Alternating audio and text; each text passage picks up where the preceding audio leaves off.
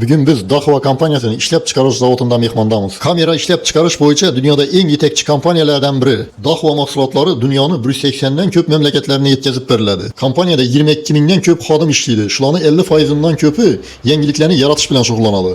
Dahua her yılı o'zini saf foydasini 10%ni yangi texnologiyalarni yaratishga yo'naltiradi. Dahua kompaniyasi ro'yxatdan o'tgan xususiy kompaniyalar ichida dunyoda birinchi o'rinda turadi. Video kuzatuv bozorindagi ulushi bo'yicha dunyoda ikkinchi o'rinda. Antarktidadan tortib kosmosgacha Dahua kameralari Antarktidadagi ilmiy stansiyalarga ham o'rnatilgan bo'lib, o'ta sovuq iqlimda sharoitida ham mukammal ishlaydi. Kompaniya o'zini Xinhang deb nomlangan yirik sun'iy intellekt modellarini ishga tushirdi. Bu tizim video analitika, til modellari va ko'p xususiyatlarni birlashtirib, shahar infratuzilmasini AI orqali to'liq boshqarishga yordam beradi.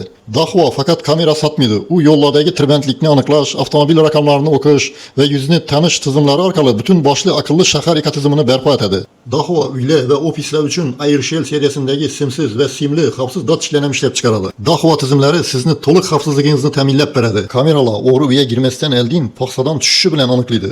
Sirena va signalizatsiyalarni yoqib, o'g'rini qo'rqitadi. Sun'iy intellekt gechda uxlab qolmaydi, xorimaydi, adashmaydi. Uyingizni 24/7 qo'riqlaydi. Dahua o'z qurilmalarini, mobil programmalarini hakerlar tomonidan buzib girmasligi uchun yuqori darajadagi xalqaro shifrlash IS 256 standartlaridan foydalanadi. Sizni shaxsiy videolaringizni begonalar ko'rib bilmaydi. Siz hozir uyingizga yo biznesingiz uchun Dahua mahsulotlarini tanlash va loyiha qilish bosqichida bo'lsangiz, bemalol bizlarga murojaat etishingiz mumkin.